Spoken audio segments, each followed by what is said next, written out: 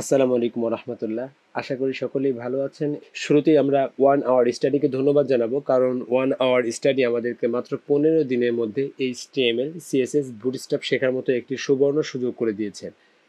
সম্পূর্ণ কোর্স জুড়ে আমি আপনাদের সাথে থাকবো, Shafiqul Islam, full stack web developer এবং ইনস্ট্রাক্টর অফ 1 আওয়ার স্টাডি। দেখতে দেখতে আমরা 5টি ক্লাস শেষ করে ফেলেছি। আজকে আমাদের ষষ্ঠ ক্লাস। আমরা এইচটিএমএল এর গুরুত্বপূর্ণ কয়েকটি ট্যাগ সম্পর্কে আমরা জেনেছি, এগুলোর ব্যবহারও আমরা শিখেছি। এইচটিএমএল সম্পর্কে আমাদেরকে আরও বিস্তারিত জানা দরকার, কিন্তু সেক্ষেত্রে আমাদেরকে অবশ্যই সিএসএসটাও খুবই প্রয়োজন। এইচটিএমএল সিএসএস একটা আরেকটার পরিপূরক, যেমনটা আমাদের হাড্ডি এবং মাংস দুইটা একটা একটার পরিপূরক। আমরা এতদিনে বলেছিলাম এইচটিএমএল হচ্ছে একটি কঙ্কাল অথবা লেআউট, আর সিএসএসটা হলো তার মধ্যে ডিজাইন অথবা কঙ্কালের সাথে তুলনা করলে কি হচ্ছে, সেক্ষেত্রে সিএসএস হচ্ছে রক্ত মাংস এরকম একটি ব্যাপার। রক্ত মাংস আর হাড্ডি বা কঙ্কাল যেরকম একটি আরেকটির পরিপূরক, ঠিক একই রকমভাবে এইচটিএমএল সিএসএসও হচ্ছে একটি আরেকটির পরিপূরক। যেমনটা গত কয়েকদিন আগে আমরা শিখেছিলাম H1 বা হেডিং ট্যাগগুলো নিয়ে শিখেছিলাম, সেগুলোকে কালার কিন্তু আমরা করতে পারিনি। কালার করতে হলে অবশ্যই আমাদের প্রয়োজন ছিল সিএসএস। এইচটিএমএল আমরা গুটি কয়েক ট্যাগ শিখেছি, আরও ট্যাগ শিখতে হবে, আরও বেশ কিছু ট্যাগ রয়েছে গুরুত্বপূর্ণ, সেগুলো ব্যবহার জানতে হবে। সেক্ষেত্রে আমাদের সিএসএস এর প্রয়োজন হবে বোঝানোর স্বার্থে। সো সিএসএসটাও আমাদের বেসিক কিছু আগে শিখে নেওয়াটা জরুরি। এর জন্য আজকে আমরা সিএসএস এর মধ্যে চলে আসতেছি। আজকের আলোচনার বিষয় হচ্ছে ইন্ট্রোডাকশন টু সিএসএস। আমি এই বিষয়টা আলোচনা করার জন্য কয়েকটি বিষয় নোট আউট করেছি। First of all, what is CSS, এরপরে হিস্টোরি অফ সিএসএস, এরপরে CSS syntax, type of CSS, how to connect CSS with HTML এবং সিএসএস কমেন্টস। আমরা অনেকক্ষণ সিএসএস সিএসএস শুনতেছি, বিষয়টি বিরক্তি লাগতে পারে, কিন্তু এটা কাজ দেখলে আমরা সকলেই অবাক হব, ছোট্ট একটি জিনিস এত কাজ কি করে করে। প্রথম কথা হচ্ছে হোয়াট ইজ সিএসএস। সিএসএস কি এটা যদি আমরা জানতে চাই, সেক্ষেত্রে আমাদেরকে গুগলে ছোট্ট করে যেতে হবে, হোয়াট ইজ সিএসএস। এটা লিখে সার্চ করলে সবার প্রথমে আমাদের ডেফিনেশন চলে আসবে, ক্যাসকেডিং স্টাইল শিট। আমি একটু জুম করে নিচ্ছি দেখার সুবিধার্থে। ক্যাসকেডিং স্টাইল শিট, এটা সম্পর্কে আমরা উইকিপিডিয়া থেকে পড়ে আসবো একটু। যে কোনো বিষয় শেখার আগে অবশ্যই আমাদেরকে সেটা সম্পর্কে বিস্তারিত জানতে হবে। যখন আমরা বিস্তারিত জানতে পারবো, তখন সেটার উপরে শেখার আমাদের আগ্রহের পরিমাণটা অনেক অনেক গুণে বেড়ে যাবে। সবার প্রথমে দেখতে পাচ্ছি সিএসএস এর লোগোটা দেখতে পাচ্ছি এখানে, কীরকম লোগো দেখা যাবে। এরপরে ফাইল নেম এক্সটেনশন। এক্সটেনশন সম্পর্কে আমরা সকলেই জানি, এটার এক্সটেনশন কি, ডট সিএসএস। এইচটিএমএল ফাইলের এক্সটেনশন ছিল ডট এইচটিএমএল। আমরা এখানে উইকিপিডিয়াতে যাই, এখানে আমরা সার্চ করব HTML, চলে আসলো। এখানে আসলে আমরা দেখতে পারবো এটার এক্সটেনশন ছিল ডট HTML অথবা ডট HTML। ওকে, এখান থেকে আমরা কম্পেয়ার করে অনেকখানি বুঝতে পারবো HTML এবং CSS ফাইলের মধ্যে কতটুকু পার্থক্য রয়েছে। ওকে, এরপরে চলে আসি, এটা মূলত ইন্টারনেট মিডিয়া টাইপ কেমন হবে টেক্সট সিএসএস। সর্বপ্রথম যেটা আইডেন্টিটি রয়েছে পাবলিক ডট সিএসএস। আরও এখানে কবে শুরু হয়েছে, প্রথমত দেখতে পাচ্ছি ইনিশিয়াল রিলিজ হচ্ছে 17 ডিসেম্বর 1996। এটা হচ্ছে আজ থেকে 24 বছর আগে শুরু হয়েছে। এরপরে লেটেস্ট যে রিলিজ হয়েছে সেটা হচ্ছে কবে, দেখতে পাচ্ছি 2016 সালে 12 এপ্রিলে আর কি, যেটা 5 বছর আগে লেটেস্ট রিলিজ হয়েছে। গত 5 বছরের মধ্যে খুব বেশি পার্থক্য বা খুব বেশি আপডেট আমাদের এখানে হয়নি। ওকে, আরও বিস্তারিত অনেক কিছু বিষয় রয়েছে, এগুলো সম্পর্কে পড়ে অনেক বিস্তারিত আমরা জানতে পারবো। তো আপাতত এত কিছু না জেনে আমরা কাজে চলে আসি। এখানে আমাদের অনেক বিষয় বিস্তারিত লেখা আছে, এগুলো পড়লে হয়তো আমরা অনেক কিছু বুঝতে পারবো, বাট বিগিনার হিসেবে এগুলোর দিকে আমি আপনাদেরকে ফলো আপ করতে বলবো না। আমরা ডেস্কটপে চলে আসতেছি, ডেস্কটপে আসার পর একটি ফোল্ডার করে নিচ্ছি, ফোল্ডার হচ্ছে 1 আওয়ার স্টাডি। এর মধ্যে আজকে আমাদের ষষ্ঠ ক্লাস, অর্থাৎ 6 ক্লাস, ক্লাস 06। প্রতিদিনের মতোই আমি এখান থেকে শুধুমাত্র ভিএস করে ওপেন করে নিব। ওপেন করে নিলাম। ওপেন করার পরে এখান থেকে আমি একটি ফাইল তৈরি করব। যেহেতু বলেছি অলরেডি আমি যে HTML ফাইল, CSS ফাইল দুইটা একটা আরেকটার পরিপূরক। শুধুমাত্র CSS ফাইল তৈরি করে আমি কিছুই করতে পারবো না। এর জন্য আমাদের প্রয়োজন হবে প্রথমত HTML ফাইল। আমি HTML ফাইলটি তৈরি করতেছি index.html। ফাইলটি তৈরি হয়ে গেল, বেসিক স্ট্রাকচার হয়ে গেল। এখানে আমি বলে দিই ইন্ট্রোডাকশন টু সিএসএস, এবং এখানে হেডিংয়ে বলে দেব ইন্ট্রোডাকশন টু সিএসএস। ওকে, আমাদের HTML ফাইল তৈরি করা হয়ে গেল। আমরা এখান থেকে সরাসরি লাইভ সার্ভারে ওপেন করব। লাইভ সার্ভারটা কি জিনিসটা, আমরা এখানে একটা এক্সটেনশন আছে, এখানে যাব, এখানে সার্চ করব লাইভ সার্ভার। সার্চ করলে আমাদের এক্সটেনশনটি পেয়ে যাব। এখানে এটি কত পরিমাণ ডাউনলোড রয়েছে এবং রেটিং কেমন রয়েছে দেখতেই পাচ্ছেন। এখান থেকে ডাউনলোড করে নেবেন। ডাউনলোড করা হয়ে গেলে এইচটিএমএল ফাইলে আসলে সেখান থেকে আপনি দেখতে পারবেন ওপেন উইথ লাইভ সার্ভার, এই জিনিসটি এখানে দেখতে পারবেন। এখান থেকে ওপেন উইথ লাইভ সার্ভারে ক্লিক করলেই আমাদের ব্রাউজার থেকে আমাদের এই ফাইলটি ওপেন হবে। এটা একটা বড় বেনিফিট রয়েছে। বড় বেনিফিটটা কি, আমরা এটাকে দুই পাশে আলাদা করে রান করি, তাহলে বুঝতে পারবো কোথায় আমাদের আসলে বেনিফিটটা থাকবে। আলাদা আলাদা সমানভাবে ভাগ করে নিলাম। এখানে আমাদের দেখতে পাচ্ছি ইন্ট্রোডাকশন টু সিএসএস রয়েছে। প্রত্যেক দিন কি করি আমরা, এখানে কিছু না কিছু আপডেট করি। যেমন এখানে দেখলাম, দেখার পরে এটা সেভ করি ফাইল থেকে। সেভ করার পর এখান থেকে আমাদেরকে রিফ্রেশ করতে হইতো, কিন্তু এখন কি হচ্ছে, এখান থেকে যখন আমি কোনো কিছু লিখতেছি এবং সেভ করতেছি, এখানে অটোমেটিক্যালি এটা আপডেট হবে। আপডেট হচ্ছে, আবার ক্লিক করলাম, আবার আপডেট হয়ে গেল। এটাই হচ্ছে আমাদের লাইভ সার্ভার। অর্থাৎ আমি এখানে যতটুকু কাজ করব অটোমেটিক্যালি এটার আউটপুট আমি পাশে দেখতে পারবো। এটা আমাদের অনেক অনেক সুবিধা করে দেবে। ঠিক আছে, এখন আমরা আমাদের এইচটিএমএল ফাইল তৈরি করলাম, সিএসএস ফাইল তৈরি করতে হবে। সিএসএস এর ডিটেল থেকে আমরা দেখতে পেরেছিলাম যে সিএসএস ফাইলটা কিসের মাধ্যমে, এটার এক্সটেনশন কি হবে, ডট সিএসএস। আমরা একদম প্রথমে যদি আসি, এখানে দেখতে পাচ্ছি এটার ফাইল এক্সটেনশন হচ্ছে ডট সিএসএস। তো এই যে ডট সিএসএস ফাইল, এই ফাইলটা বানাই আমাদের লাভ কি, তারপর আমি এখানে একটি বানিয়ে রাখতেছি স্টাইল ডট সিএসএস। যেহেতু সিএসএস ফাইলের মধ্যে আমাদের সাধারণত এইচটিএমএল এর স্টাইল করতে হয়, এজন্য আমি স্বাভাবিকভাবেই নাম দিচ্ছি স্টাইল ডট সিএসএস। আপনি আপনার পছন্দ মতো নাম দিতে পারেন, বাট কনভেনশন হচ্ছে সবাই এটা ইউজ করে স্টাইল ডট সিএসএস। ওকে, আমাদের ফাইলটা তৈরি করা হয়ে গেল। এখন ইন্ডেক্স ডট এইচটিএমএল আর স্টাইল ডট সিএসএস একটা আরেকটার পরিপূরক, ভালো কথা, কিন্তু একটা আরেকটার সাথে কানেকশন কি করে করবে, কানেকশন তো থাকতে হবে, আদারওয়াইজ এটাতে কোনোভাবেই কাজ করবে না। দ্বিতীয় কথায় তাহলে চলে আসি, এরপরে হিস্টোরি অফ সিএসএস আমরা এর মধ্যে জেনে গেলাম। সিএসএস সিনট্যাক্স সম্পর্কে আমাদেরকে বুঝতে হবে। এরপরে আমাদের রয়েছে টাইপ অফ সিএসএস। আমি এখানে সর্বপ্রথম টাইপ অফ সিএসএস নিয়ে আলোচনা করব। সিএসএস কত রকমের হইতে পারে, আমরা যেহেতু অলরেডি এইচটিএমএল এর কমেন্ট সেকশন সম্পর্কে বুঝি সকলেই, আমি এখানে কমেন্ট করে নিচ্ছি এবং এখানে আমি আপনাদেরকে আলোচনা দেখানোর চেষ্টা করব। Type of CSS. Okay, type of CSS সেক্ষেত্রে আমরা পাবো হচ্ছে 3 রকমের। সিএসএস কত রকমের হবে, এটা হচ্ছে 3 রকমের হইতে পারে। নাম্বার 1, এটা হলো inline CSS, inline CSS. Number 2, সেটা হলো ইন্টারনাল সিএসএস। এরপর হলো নাম্বার 3, সেটা হলো এক্সটার্নাল সিএসএস। এ হচ্ছে আমাদের 3 রকমের সিএসএস রয়েছে। সর্বপ্রথম আমরা ইনলাইন সিএসএস দেখব, এরপরে ইন্টারনাল, তারপরে এক্সটার্নাল সম্পর্কে আমরা দেখব। তো ইনলাইন সিএসএস কিভাবে আমাদের ব্যবহার করতে হয়, আমরা কিন্তু এইচটিএমএল এর মধ্যে ট্যাগ অ্যাট্রিবিউট সম্পর্কে সকলেই জানি। আমরা যদি H1 এটাকে বিবেচনা করি, এটা হলো আমাদের ট্যাগ নেম। আর অ্যাট্রিবিউট যদি লিখতে হয়, এখানে আমাদের লিখতে হবে। যেমন অ্যাট্রিবিউট কি হতে পারে, আমরা H1 এ কোনো অ্যাট্রিবিউট আদতে ব্যবহার করিনি, কিন্তু আমরা অ্যাঙ্কর ট্যাগের জন্য অ্যাট্রিবিউট ব্যবহার করেছিলাম। HREF এটা হলো একটা অ্যাট্রিবিউট, আর এ হলো আমাদের ট্যাগ নেম। আমরা এখানে HTML এর মধ্যে HREF এর মধ্যে আমরা অ্যাট্রিবিউট ভ্যালু দিব। ভ্যালুটার নাম কি হইতে পারে, আমার এখানে গুগলের কোনো একটি ইউআরএল হইতে পারে, google.com। আর এখানে আমাদের থাকবে কি, ট্যাগ কন্টেন্ট। ঠিক আছে, গুগল, ফাইন। তো আমরা তো এখানে একটি অ্যাট্রিবিউট ব্যবহার করলাম। তো সিএসএস যখন ইনলাইন সিএসএস হিসাবে কাজ করবে, সেক্ষেত্রে আমাদের এখানে একটি অ্যাট্রিবিউট ব্যবহার করতে হবে। সেই অ্যাট্রিবিউটটা কি, আমাদের এখানে অ্যাট্রিবিউটটা ব্যবহার করতে হবে বাই অ্যাট্রিবিউট। অ্যাট্রিবিউটের নামটা হচ্ছে স্টাইল। ওকে, তাহলে স্টাইল নামে যে একটি অ্যাট্রিবিউট আছে, ওর মধ্যে আমরা মূলত সিএসএস ব্যবহার করব কিসের মাধ্যমে, এটা হচ্ছে এটার ইয়াটা কি হবে, ইনলাইন সিএসএস হবে। এখানে আমরা স্টাইল নামে একটি আমরা ব্যবহার করতেছি অ্যাট্রিবিউট। এখানে যখন মাউস নিয়ে আসবো আমাদের এখানে বিস্তারিত পড়তে পারবো আশা করা যায়, অথবা এখানে আমরা এখানে আমরা ক্লিক করি, কলাপস করি, এখানে দেখতে পাচ্ছি আমাদের বিস্তারিত লেখা রয়েছে।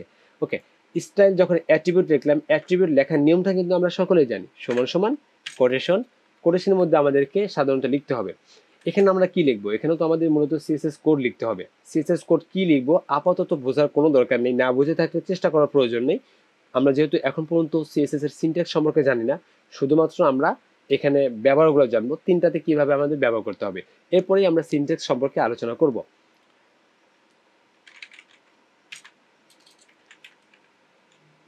সেভ করছি, সেভ করলে দেখতে পারবো আমাদের কালারটি মানে লেখার রংটি লাল হয়ে যাবে। সেভ করলাম, দেখতে পাচ্ছি আমাদের লেখার রং অলরেডি লাল হয়ে গিয়েছে।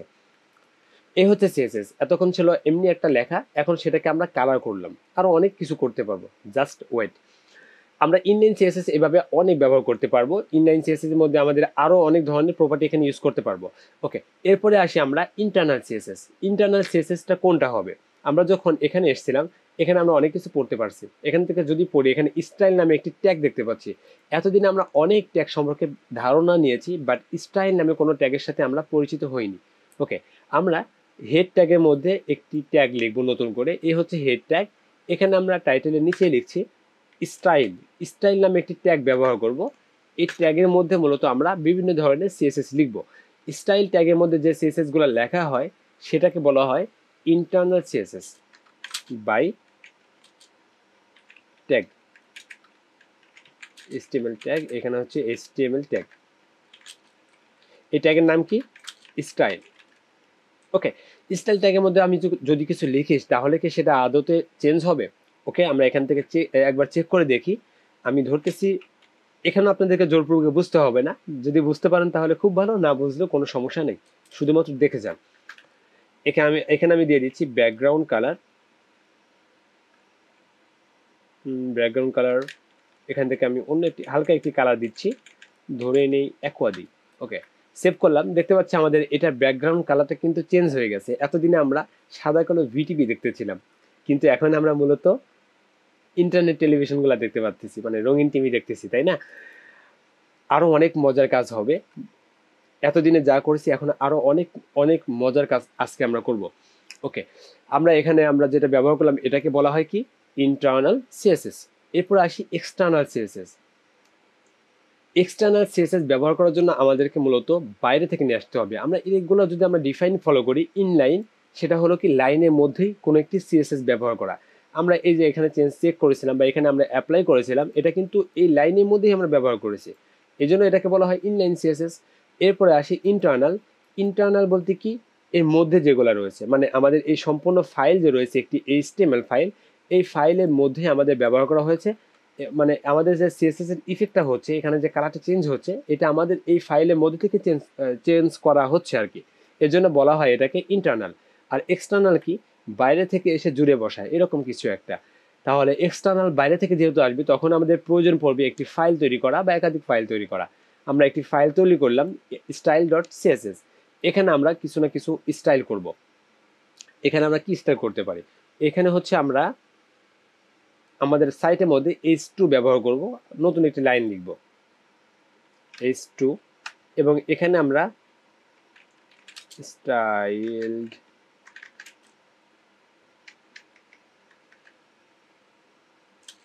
From external CSS. ওকে, আমি লিখে দিচ্ছি সামথিং, যাই হোক, style from CSS external CSS. এখানে আমরা সেটাকে কোনো একটা ইফেক্ট ফেলবো এর উপরেও, মানে আমরা এই h2 যেটা রয়েছে এটাকে আমরা চেঞ্জ করব সিএসএস এর মাধ্যম দিয়ে। আমি এখানে বলে দিচ্ছি h2, এটা কি হবে? File size, sorry, font size হচ্ছে 14 পিক্সেল। আমরা দেখতে পাচ্ছি অনেক বড় দেখা যাবে, h2 স্বাভাবিকভাবে বড় দেখার কথা, কিন্তু এইটার ফন্ট সাইজ আমি অনেকখানি কমিয়ে ফেলবো। ওকে, এখন আমি সেভ করি, সেভ করলাম, কিন্তু আমাদের এখানে কোনো রকম চেঞ্জ হইলো না। কিন্তু দেখেন, এখানে যখন চেঞ্জ করেছিলাম সাথে সাথে এখানেও চেঞ্জ হচ্ছিল, এখানে যখন কিছু একটা লিখতেছিলাম সাথে সাথে এখানেও এটা চেঞ্জ হচ্ছিল, কিন্তু এখানে যখন লিখলাম তখন কিন্তু এখানে আমাদের কোনো রকম চেঞ্জ হয়নি। তাহলে কি আমাদের লেখা ভুল হলো? অবশ্যই কোনো লেখা ভুল হয়নি। এই কোডটাকে কপি করলাম, কপি করে আমি আমাদের স্টাইলের মধ্যে বসিয়ে দেব। এখন আমরা এটাকে সেভ করব। সেভ করে দেখেন, এখন কিন্তু আমাদের কালার বা আমাদের লেখার সাইজটা কিন্তু সত্যই চেঞ্জ হয়েছে, বাট যখন বাইরে ছিল তখন এটা কোনোভাবেই চেঞ্জ হয়নি। কারণ কি, আমাদের HTML ফাইল এবং CSS ফাইলের মধ্যে কোনো রকম লিঙ্ক আপ করা হয়নি, অর্থাৎ এই দুইটার মধ্যে কোনো রকম সংযুক্তি নেই। বুঝতে পারলাম। তাহলে আমাদের এখন কাজ হচ্ছে কি, এই দুইটার মধ্যে একটি সংযুক্তি তৈরি করে দেওয়া। আমরা তাহলে এটা কি করব, আমরা টাইটেলের পরেই একটি নতুন লিঙ্ক নিব, নতুন আমরা একটি ট্যাগ ব্যবহার করব, সেই ট্যাগের নাম হচ্ছে লিঙ্ক ট্যাগ। ইতিমধ্যে সবাই কিন্তু লিঙ্ক ট্যাগ ব্যবহার করেছেন। লিঙ্ক ট্যাগটা আমরা কেন ব্যবহার করেছিলাম, লিঙ্ক ট্যাগের মাধ্যম দিয়ে আমরা ফেভ আইকন বা ফেভারিট আইকন ব্যবহার করেছিলাম। লিঙ্ক ট্যাগের আরও অনেক কাজ রয়েছে, অনেক কাজ করা যায় লিঙ্ক ট্যাগের মাধ্যম দিয়ে। যখন আমরা লিঙ্ক এটি লিখব, যদি VS কোড ওপেন করি বা VS কোড ব্যবহার করি, সেক্ষেত্রে দেখেন এরপরে অনেকগুলো অপশন দেখতে পাচ্ছি। এই সব কটা কাজই মূলত লিঙ্ক ট্যাগ দিয়ে করা হয়। এখন আমরা কি করব, CSS ফাইল অ্যাড করব। তাহলে লিঙ্ক CSS, এরপর আমরা এন্টার চাপবো। এন্টার চাপলে আমাদেরকে একটি শর্টকাট ওয়েতে বা আমাদের একটি স্নিপারের মাধ্যমে সহজেই কাজটি হয়ে যাচ্ছে। বাট সহজে যদি শেখার সময় করি তাহলে আমাদের কিন্তু মনে থাকবে না। দ্যাটস ওয়াই আমরা কি করব, আমরা নিজেদের মতো করে এটা লিখব। লিঙ্ক, এটা ক্লোজ করে দিলাম, ক্লোজিং পার্টটুকু রেখে দিলাম। এখন আমরা এটাকে সোর্স আপ করব। সোর্স করার জন্য আমাদেরকে ব্যবহার করতে হচ্ছে কি, href। আমাদেরকে ওইটার সাথে মানে style.css এর সাথে আমাদেরকে লিঙ্ক আপ করে দিতে হবে, রেফারেন্স তৈরি করে দিতে হবে। তাহলে আমরা কি করলাম, href এর মধ্যে এখানে ফাইলের নামটা কি, style.css, আমরা এখানে style.css লিখে রেখেছি। এরপরে গুরুত্বপূর্ণ বিষয় কি, রিলেশন টাইপ। এটার মধ্যে যে রিলেশনশিপ রয়েছে, এটা কি ধরনের রিলেশনশিপ, মূলত style.css এর কাজ কি, এটা আসলে কি করবে, এটা তো মূলত আমাদের স্টাইল শিট হিসাবে কাজ করবে। অর্থাৎ আমাদের HTML ফাইলের মধ্যে যে অনেক ধরনের স্টাইল করা প্রয়োজন, সেই স্টাইলটা মূলত স্টাইল শিটের মাধ্যম দিয়ে আমাদের style.css এর মাধ্যম দিয়ে ইফেক্টিভ হবে। সো এখানে রিলেশন বা রিলেশনশিপ REL ইকুয়াল দিয়ে আমাদেরকে স্টাইল শিট লিখতে হবে। REL এটাকে কি বলা হয়, এটা একটা আমাদের অ্যাট্রিবিউট, আর এটা হচ্ছে অ্যাট্রিবিউট ভ্যালু। ওকে, এটা যখন অ্যাড করব, এখন আমরা যদি সেভ করি তখন কি হবে চিন্তা করেন, আমরা সেভ করার সাথে সাথে style.css এর সাথে আমাদের HTML ফাইলের লিঙ্ক আপ হয়ে যাবে, আর লিঙ্ক আপ হওয়ার সাথে সাথে এইটা ইফেক্টিভ হবে, তখন এটার সাইজটা কিন্তু ছোট্ট হয়ে যাবে। সেভ করছি এবং দেখতে পাচ্ছি আমাদের সাইজটাও ইতিমধ্যে ছোট হয়েছে। তাহলে আমরা তিনটা ফাইল টাইপের কাজটা কিন্তু কিছুটা হলে বুঝতে পারলাম, যে ইনলাইন CSS কোথায় কাজ হয়েছে, ইন্টারনাল CSS কোথায় আমরা লিখেছি, আর কোথায় আমাদের আউটপুটটা বোঝা গেছে।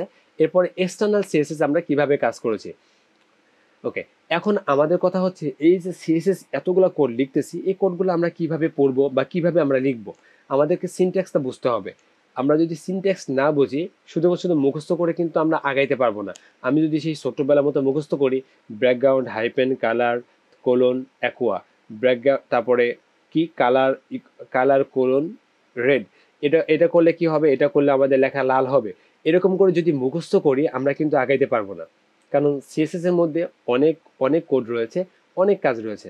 আমরা 15 দিনের ক্লাসের মধ্যে HTML কে জাস্ট 5টা ক্লাসে রাখছি, বাট CSSটাকে কিন্তু অনেকগুলা রেখেছি।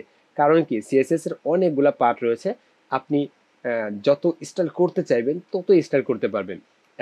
এমনকি ফটোশপে যে ধরনের ডিজাইন করা যায়, এভরিথিং, ফটোশপ বা ইলাস্ট্রেটরের মাধ্যমে যা যা ডিজাইন করা যায় প্রায় সবগুলাই এই CSS এর মাধ্যমে করা পসিবল। ওকে, তাহলে আমরা এখন আসবো CSS সিনট্যাক্স নিয়ে আলোচনা। CSS সিনট্যাক্সগুলো কি, সিনট্যাক্স যদি বলতে যাই, প্রথমে একটা সিনট্যাক্স দেখি, HTML সিনট্যাক্স। HTML সিনট্যাক্স আমরা আলোচনা করেছিলাম। আমরা কি করব, এখানে একটা অ্যাঙ্গেল ব্র্যাকেট থাকবে, সাধারণত ট্যাগ নেম লিখতে হয় অ্যাঙ্গেল ব্র্যাকেটের মধ্যে। আর HTML এর মধ্যে সাধারণত কি হয়, ওপেনিং ট্যাগ এবং ক্লোজিং ট্যাগ থাকে। এরপরে কি হয়, আমাদের অ্যাট্রিবিউট থাকে, অ্যাট্রিবিউট লেখার নিয়ম হচ্ছে href এরপর সমান সমান, এইভাবে আমাদেরকে সিনট্যাক্স বুঝতে হয়। ঠিক CSS এর সিনট্যাক্সটা কেমন, CSS সিনট্যাক্স। ওকে, প্রথমে থাকে হচ্ছে সিলেক্টর, এরপরে কি হয়, দুইটা ব্র্যাকেট থাকে, এটা কার্লি ব্র্যাকেট বলা হয় বা সেকেন্ড ব্র্যাকেট বলি আমরা। এরপর কি হবে, এর মাঝে হবে, প্রথমটাকে বলা হয় প্রপার্টি, তারপরে একটা কোলন হয়, তারপরে প্রপার্টি ভ্যালু। এখানে স্পেস থাকতেও পারে নাও পারে, সমস্যা নেই, প্রপার্টিজ ভ্যালু। তাহলে এরপরে গেল সেমিকোলন দিতে হবে, একটা কোলন তারপর একটা সেমিকোলন দিতে হবে। তাহলে কি হবে, এখানে একটি সিলেক্টর থাকবে, তারপরে কার্লি ব্র্যাকেট, তারপরে প্রপার্টিজ এবং প্রপার্টিজ ভ্যালু থাকবে।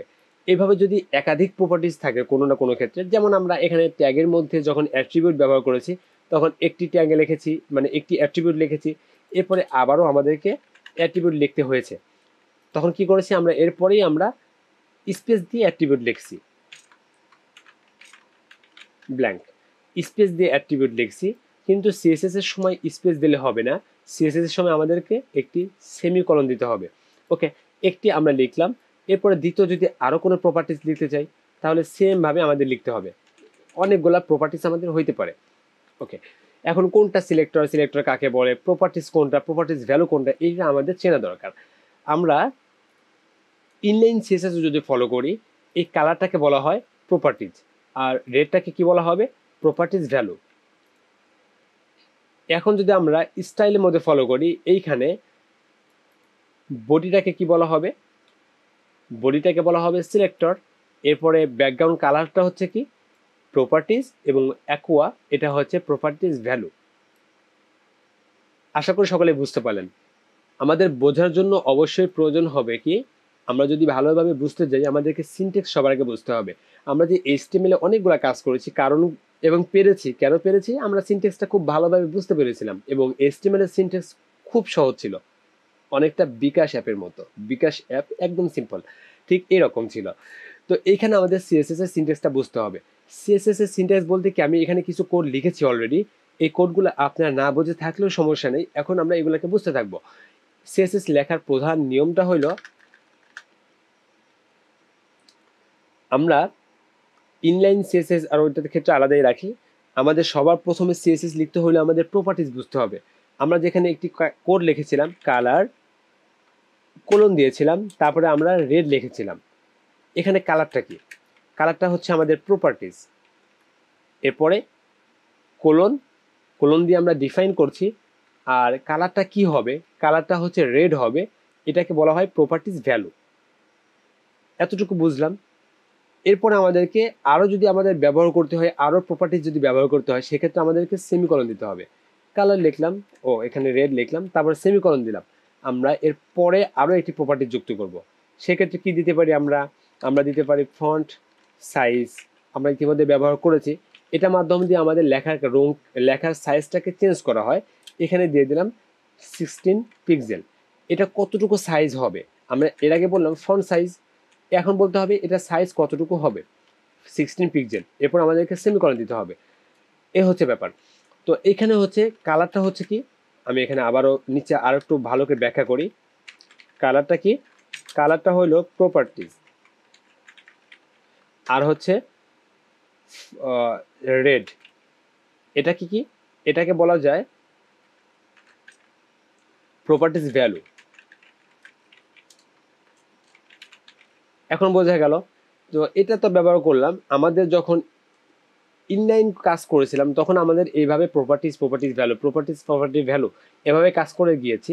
বাট যখন আমরা ইন্টারনালে কাজ করেছি বা এক্সটার্নালে কাজ করেছি তখন আমাদের অতিরিক্ত একটি সিলেক্টরের প্রয়োজন হবে, এটাকে সিলেক্টর বলা হয়। আমরা যখন এখানে মাউস নিয়ে আসতেছি দেখতে পাচ্ছি সিলেক্টর এখানে দেখাই যাচ্ছে, এটা সিলেক্টর, সিলেক্টর স্পেসিফিসিটি যাই থাকুক না কেন, এখানে সিলেক্টর দেখা যাচ্ছে, তার মানে কি এটাকে বলা হয় সিলেক্টর। তো সিলেক্টর যখন প্রয়োজন হবে তখন সিলেক্টরটা কিভাবে লিখবো, সিলেক্টর যেভাবেই হোক না কেন, সিলেক্টরের টাইপ রয়েছে, সিলেক্টর নিয়ে আমরা অন্য ক্লাসে আলোচনা করব। তো এখানে আমাদের মূলত সিলেক্টর থাকবে, সিলেক্টর, এরপর আমাদের কার্লি ব্র্যাকেট থাকবে, কার্লি ব্র্যাকেট দিয়ে সম্পূর্ণ প্রপার্টিজ এবং প্রপার্টিজ ভ্যালুগুলোকে আমাদেরকে র্যাপ করে ফেলতে হবে এই সিলেক্টরের মধ্যে। এটা কালার, এটা করতে হবে, এটা করতে হবে, এরকমভাবে। আশা করি এখনো বুঝতে পেরেছেন মূলত সিনট্যাক্স কিভাবে লিখতে হয়, মানে আমাদের সিএসএস কোড কিভাবে লিখতে হয়। আজকের ক্লাসের মধ্যে আমরা যা কিছু করব শুধুমাত্র ইনলাইন লিখবো, এই জন্য আমাদের সিলেক্টরের কোনো ব্যবহার প্রয়োজন হবে না। সো সিলেক্টর নিয়ে যদি বুঝতে না পারেন, সিলেক্টরে এটা যদি আপনাদেরকে ঝামেলা ফেলাই দেয়, আপাতত সিলেক্টর নিয়ে সাইলেন্ট থাকি আপাতত। তবে সিনট্যাক্সটা অবশ্যই এরকম হবে। আরও ক্লিয়ারলি বুঝতে চাইলে আমরা গুগলে একটু সার্চ করতে পারি সিএসএস সিনট্যাক্স। সিনট্যাক্স সার্চ করে যখন আমরা ইমেজে চলে যাব, ইমেজে গেলে আমরা অনেক ধরনের এক্সাম্পল পেয়ে যাব। আমরা এই ফাইলটি ওপেন করি, এখানে দেখতে পাচ্ছি কি, এটা হচ্ছে সিলেক্টর, এরপর হচ্ছে ডিক্লিয়ারেশন সম্পূর্ণ জায়গা মিলে, তার মধ্যে কি এটা হচ্ছে প্রপার্টি আর এটা হলো প্রপার্টি ভ্যালু। বোঝা গেল?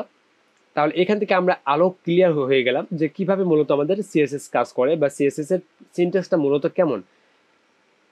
এই যে কার্লি ব্র্যাকেট রয়েছে, কার্লি ব্র্যাকেটের বাইরে থাকবে সিলেক্টর, কার্লি ব্র্যাকেটের মধ্যে সম্পূর্ণ অংশটাকে বলা হয় ডিক্লারেশন, আর এর মধ্যে কোলনের আগের অংশটাকে প্রপার্টি আর পরের অংশটাকে প্রপার্টি ভ্যালু। কোলন দিয়ে মূলত ডেফিনেশন বোঝানো হয় বা এটাকে ওইটা দিয়ে আমরা ডিফাইন করলাম এটা বোঝানো হয়। আমরা যদি আরো একটু ওপেন করি দেখতে পাচ্ছি এখানে তাই সিলেক্টর, প্রপার্টি কালার এবং ভ্যালু হচ্ছে ব্লু। আমরা যেখানে কালারের মধ্যে রেড দিয়েছিলাম। আমরা আরো যদি প্রপার্টি দেখি এখানে দেখতে পাচ্ছি সিলেক্টর, প্রপার্টি, প্রপার্টি ভ্যালু। এখানে দেখতে পাচ্ছেন সিলেক্টর, এখানে এক্সপ্লোরেশন ব্লক বা যেটাকে আমরা দেখেছিলাম এর আগে কি দেখেছিলাম আমার মনে নেই এই মুহূর্তে, এটাকে দেখেছিলাম সম্ভবত ডিক্লারেশন। ওকে, ডিক্লারেশন দেখেছিলাম, এখানে এক্সপ্লেনেশন ব্লক দেখানো রয়েছে। এর মধ্যে কি একাধিক প্রপার্টি এখানে ব্যবহার করে দেখানো হয়েছে। Colour property, blue property value, font size property 12 pixel বা 12 পিক্সেল, এটা হচ্ছে প্রপার্টি ভ্যালু। আর দুইটা যখন ব্যবহার করা হচ্ছে একাধিক তখন অবশ্যই দুইটার মাঝখানে আমরা একটি করে সেমিকলন ব্যবহার করছি। আমরা আরও দেখে আসি এখানেও দেখতে পাচ্ছি ঠিক একই জিনিস, সিলেক্টর, প্রপার্টি, প্রপার্টি ভ্যালু, সম্পূর্ণ অংশ কার্লি ব্র্যাকেট দিয়ে র্যাপ করা রয়েছে। আশা করি এখন বুঝতে পেরেছেন, একদম সিম্পল। এখন আমরা এর পরের অপশনগুলোতে আসি। আমরা যে এই যে কাজগুলো করলাম বা এখানে যে সিনট্যাক্সগুলো দেখলাম, সিনট্যাক্সগুলোকে আমাদের ব্যবহার করে দেখতে হবে। তো ব্যবহার করতে গেলে আমাদের তো অবশ্যই সিএসএস সম্পর্কে অনেক ধারণা রাখা দরকার, এটা ব্যবহার করার প্রণালী আমাদের জানা দরকার। আপাতত প্রথম ক্লাসে যেহেতু আমরা অন্যান্য কোনো কিছু নিয়ে আলোচনা করব না, শুধুমাত্র ইনলাইন নিয়ে আলোচনা করব। ইনলাইন, এক্সটার্নাল আর ইন্টারনাল, এই তিনটার মধ্যে পার্থক্য কোথায় রয়েছে, এই তিনটার আসলে ইফেক্টিভ কার পাওয়ার কেমন, এটাও আমাদের আলোচনার বিষয় রয়েছে। এই তিনটাকে যদি আমি বিবেচনা করি কোনটা থেকে কোনটার পাওয়ার বেশি, সেক্ষেত্রে আমরা ক্রমান্বয়গুলো এইভাবে ধরতে পারি। ইনলাইন সিএসএস প্রথমটা, ওইটা সবচেয়ে বেশি শক্তিশালী, এরপরে ইন্টারনাল, এরপরে এক্সটার্নাল। ইনলাইন সিএসএস কেন শক্তিশালী দেখেন খেয়াল করে, এখানে আমাদের H1 এর গায়ের সাথে লেগে আছে আমাদের ইনলাইন, তাই না? এর জন্য এটাকে বলা হয় সবচেয়ে বেশি শক্তিশালী। আর এরপরে ইন্টারনাল, ইন্টারনাল যদি আমি চাই কি আমরা চেঞ্জ করব, চাচ্ছি আমরা H1 কেই চেঞ্জ করব। আমরা H1 না H3 কে আমরা চেঞ্জ করবো। আমাদের আউটপুটে দেখে আসি, এখানে H3 ব্যবহার করব। H3 ব্যবহার করে আমরা এখানে বলে দেব লরেম 5। আমরা H3টাকে ইনলাইন না করে আমরা এটা ইন্টারনাল থেকে চেঞ্জ করব। H3 কার্লি ব্র্যাকেট, এখানে আমরা বলে দিব কালার, কালার হচ্ছে আমি এখান থেকে ব্লু করে দিচ্ছি, সেভ। এখানে আমাদের ব্লু কাজ করতেছে, ফাইন। তো এই যে আমাদের H3টাকে আমরা রং করলাম, সেটা কোথেকে করলাম, আমরা অন্য একটি ট্যাগের মধ্যে থেকে করলাম, কিছুটা হইলেও কিন্তু দূরে, এজন্য এর ক্ষমতা একটু কম। আর এক্সটার্নাল যখন আমরা কাজ করেছিলাম H2 মধ্যে, সেটা কিন্তু এই ফাইলেরই বাইরে অনেক দূর থেকে সেটা আমরা কন্ট্রোল করতে পারতেছি, দেখতে পাচ্ছি। তো এটার পাওয়ার আরও তুলনামূলকভাবে কম। অনেকটা কেমন, আমরা যেমন একটা রাউটার সেট করি, আমরা মোবাইল ইন্টারনেট চালানোর জন্য রাউটার সেট করি, রাউটারের সাথে যে কেবলটা থাকে, অর্থাৎ আমরা যখন পিসিতে সরাসরি লাইন সংযুক্ত করি, সেক্ষেত্রে দেখা যায় কি পিসিতে সর্বোচ্চ স্পিড পাওয়া যায়। আবার যে ব্যক্তি রাউটার থেকে যে রাউটিংয়ে যে ওয়াইফাই রয়েছে, ওয়াইফাই ব্যবহার করে মোবাইলে ব্যবহার করে, সে তুলনামূলকভাবে কম্পিউটার থেকে কম নেটওয়ার্ক পায়। আবার দেখা যাচ্ছে আপনার রাউটার থেকে যে 20 ফিট বা 30 ফিট দূরে রয়েছে, সে কিন্তু আপনাদের থেকে তুলনামূলক আরও কম স্পিড পায়। যে যত কাছে থাকে তার শক্তি ততটা বেশি পায়, তাদের মধ্যে স্ট্রংটা বেশি থাকে। ঠিক এখানেও ঠিক একই রকমভাবে কাজ করে। আপনি এটা পরীক্ষা করে বোঝার সময় আমাদের এখনো আসেনি, আপাতত নলেজে দিয়ে রাখি। ইনলাইন সিএসএস সবচেয়ে শক্তিশালী, এরপরে ইন্টারনাল, এরপরে এক্সটার্নাল। বোঝাতে পেরেছি? আমাদের এখন নেক্সট টপিকে আসি, আমরা এরপর কি নিয়ে আলোচনা করব। এখন পর্যন্ত কারো কোনো সমস্যা নেই মনে হয়, থ্যাংক ইউ। এখন আমরা এরপর আলোচনা করব type of CSS. Type of CSS already দেখেছি, ইন্টারনাল, এক্সটার্নাল এবং ইনলাইন, তিনটি টাইপে আমাদের রয়েছে। আর এরপরে রয়েছে সিএসএস কমেন্টস। এইচটিএমএল এর মধ্যে আমাদের গুরুত্বপূর্ণ কাজগুলো যখন করেছি তখন আমরা অনেক অনেক কমেন্ট করেছি। যেমন এখানে আমরা এত কিছু বোঝানোর সাথে যা লিখলাম, এগুলো কিন্তু আমাদের ব্রাউজারে কোথাও দেখা যাচ্ছে না। কেন? এটা আমরা কমেন্ট করেছি অথবা এটাকে সাইলেন্ট করে রেখেছি। যখন আমাদের এখানে অনেক সিএসএস লিখতে হবে তখন আমাদের কিন্তু কমেন্ট করার প্রয়োজন হতে পারে, কারণ এখানে আমি জানি না কোথায় এটা চেঞ্জ হবে। আমি যেমন এখানে বলে দিতে পারি change font size from home page অথবা কি হবে index.html। আমি এখানে বোঝানোর চেষ্টা করতেছি index.html ফাইল থেকে আমাদের কি করতে হবে, ফন্ট সাইজটা চেঞ্জ করতে হবে কিসের, h2। Okay fine. আমরা এখন যদি সেভ করি, সেভ করলে আমাদের টোটাল সিএসএসটাই কাজ করবে না।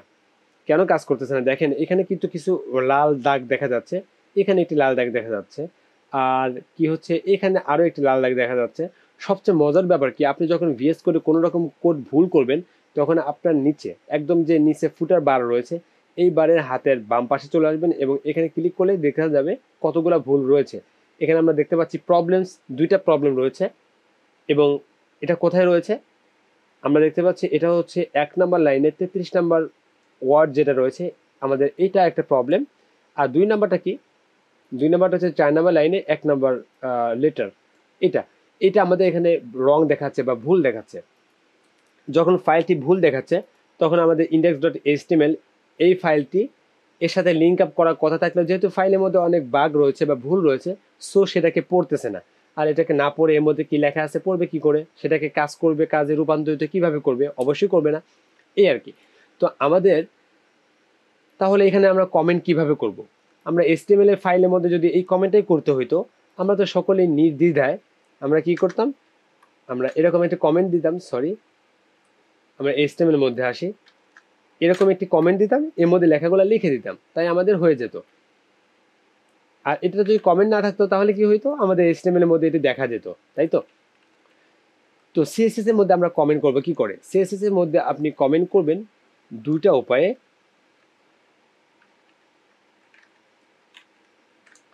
আমরা একটা স্ল্যাশ দেব, এটাকে ফরওয়ার্ড স্ল্যাশ বলা হয়। স্ল্যাশ মূলত আপনার কিবোর্ডে দুইটি স্ল্যাশ রয়েছে, একটি হলো ফরওয়ার্ড স্ল্যাশ, আরেকটি হলো ব্যাকওয়ার্ড স্ল্যাশ, মানে পেছন দিকে একটা সামনের দিকে একটা। ফাইন। তো আমরা ফরওয়ার্ড স্ল্যাশ দিব, ফরওয়ার্ড স্ল্যাশ দেওয়ার পরে একটি স্টার দিব, ঠিক আছে। এরপরে এটা হচ্ছে ওপেনিং ট্যাগের মতো, আর ক্লোজিং ট্যাগটা কেমন হবে, একটি স্টার বা স্টারিক, এরপরে একটি ফরওয়ার্ড স্ল্যাশ। এটা হচ্ছে আমাদের comment area, CSS comment area. এখানে আপনি ইচ্ছা মতো অনেক কিছু লিখতে পারেন, যেগুলো কোনো অংশই আপনাকে দেখানো হবে না, বা আমাদের তখন কোনো এররও থাকবে না। এই যে লেখাটি রয়েছে, এটাকে যখন আমি কমেন্টের মধ্যে রাখতে যাব বা রাখবো, তখন আমাদের এটা কমেন্টের মধ্যে কাউন্ট হবে। আর এখন এই যে ব্র্যাকেট বা যা যা কারণে ভুল দেখাচ্ছে, এই ভুলগুলো আমাদেরকে আর দেখাবে না। এটাকেও কমেন্ট করার জন্য আমাদের শর্টকাট ব্যবহার করতে পারি Ctrl+/ফরওয়ার্ড স্ল্যাশ। ওকে, আমরা করলাম এটা, আমরা এক লাইনের মধ্যে কমেন্ট করেছি। আমরা চাইলে একাধিক লাইনের মধ্যেও আমরা কমেন্ট করতে পারতাম। আমরা এখানে অনেক কমেন্ট করতে পারবো। আমরা এখানে যা যা কমেন্ট করেছি এভরিথিং এখান থেকে কপি করে ওইখানে বসিয়ে দিচ্ছি। একাধিক লাইনের ক্ষেত্রে আমাদের একই রকমভাবে কমেন্ট কাজ করবে। আর কমেন্টের ব্যবহার কেন করব, এটা তো আপনারা অলরেডি সকলেই জানেন, এটা নিয়ে নতুন করে বলার কিছু নেই। এখন দেখতে পাচ্ছি আমাদের কিন্তু কোনো প্রবলেম নেই, যেগুলো প্রবলেম ছিল সেগুলো তো আমাদের কমেন্টের মধ্যে, এই জন্য আমাদের কোনো প্রবলেম ডিটেক্ট করতে পারতেছে না। বাট আপনি যদি সহানুভূতি দেখিয়ে এটাকে কমেন্ট থেকে দূর করে দেন, তাহলে দেখতে পান কতগুলা এখানে এরর রয়েছে। দেখতে পাচ্ছি 9টি প্রবলেম কিন্তু অলরেডি সে খুঁজে পেয়েছে, ঠিক আছে। তো কমেন্টের ব্যবহার আমাদের অবশ্যই প্রয়োজন রয়েছে। আর HTML এর মধ্যে যেরকম কমেন্ট করার জন্য Ctrl+/ফরওয়ার্ড স্ল্যাশ চাপলে আমাদের কমেন্টটা হয়ে যেত, কমেন্ট এরিয়া তৈরি হয়ে যেত, CSS এর মধ্যেও সেম। আর CSS এর মধ্যে আমাদেরকে এইভাবে কমেন্ট করতে হয়। আশা করি কমেন্টটা বুঝে ফেললাম। তো আজকে ক্লাসটা এমনি অনেক তথ্যবহুল হইলেও খুবই কম, আলোচনা খুব সহজে আপনারা বুঝতে ফেলবেন, কারণ হচ্ছে খুবই সিম্পল ব্যাপারগুলো নিয়ে আমরা আলোচনা করেছি। HTML CSS সম্পর্কে আমরা জেনেছি, হিস্ট্রিও জেনেছি, সিনট্যাক্স সম্পর্কে জেনেছি, টাইপ অফ CSS তো অবশ্যই জেনেছি। এরপরে how to connect CSS with HTML, এটা কিন্তু অলরেডি আমরা করে ফেলেছি। সেটা কিভাবে, আমরা যে লিঙ্ক ট্যাগের মাধ্যম দিয়ে আমরা CSS ফাইলের সাথে যুক্ত করলাম, এটাই মূলত HTML এর সাথে CSS কে কানেক্ট করার একটি সিস্টেম। এরপর রয়েছে CSS কমেন্ট। তো এভরিথিং আমরা সব কিছু কিন্তু অলরেডি দেখে ফেলেছি। আমি আশা করতে পারি এই ক্লাস থেকে সেরকম কোনো প্রবলেম আর কেউ ফেস করবেন না। খুবই সিম্পল একটি ক্লাসের এটি। কোথাও কোনো প্রবলেম রয়েছে কিনা, প্রপার্টিস দুইটা ওয়ার্ড থাকলে কি হাইপেন ইউজ করা মাস্ট, প্রপার্টিজে বেশ কিছু নাম রয়েছে, যেমন ব্যাকগ্রাউন্ড কালার। এখানে আপনি স্পেস ব্যবহার করলে এটা একটি এরর চলে আসবে, কাজ করবে না। এর মধ্যে কোনো রকম স্পেস থাকতে পারবে না, এটা হচ্ছে শর্ত। তো স্পেস যেখানে প্রয়োজন, যেহেতু আমরা বাংলায় পড়তে গেলে ব্যাকগ্রাউন্ড কালার দুইটা শব্দ মনে হচ্ছে, এখানে আমাদের এই জন্য হাইফেন ইউজ করতে হবে। এটা দুইটা ওয়ার্ড, কিন্তু সিএসএস এর ভাষায় এটা দুইটা ওয়ার্ড বলা যাবে না, ব্যাকগ্রাউন্ড কালার মিলেই একটা। আপনাকে অবশ্যই হাইফেন ইউজ করতে হবে। যেমন এরকম আরও রয়েছে, ফন্ট সাইজ ব্যবহার করেছি, তারপরে আরও কি রয়েছে, ব্যাকগ্রাউন্ড ইউআরএল বা ব্যাকগ্রাউন্ড অ্যাটাচমেন্ট, সেক্ষেত্রে দেখতে পাচ্ছি হাইফেন এখানে ব্যবহার করা লাগবে। অবশ্যই আপনাকে হাইফেন ইউজ করতে হবে। তো আর যেহেতু কারো কোনো প্রশ্ন নেই, আমরা আমাদের ক্লাসটি শেষ করতে পারি। আই হোপ আজকের ক্লাসে তেমন কোনো কারোর সমস্যা ফেস করার কথা না। এরপরে সমস্যা ফেস করলে আমাদেরকে জানাবেন, আমরা এরপরেও ভিডিও বানিয়ে আপনাদেরকে সেটার সমাধান দেখানোর চেষ্টা করব। আশা করি সকলেই ক্লাসটি যথেষ্ট এনজয় করেছেন। সকলেই ভালো থাকবেন, সুস্থ থাকবেন। আল্লাহ হাফেজ। আসসালামু আলাইকুম ওয়া রাহমাতুল্লাহ।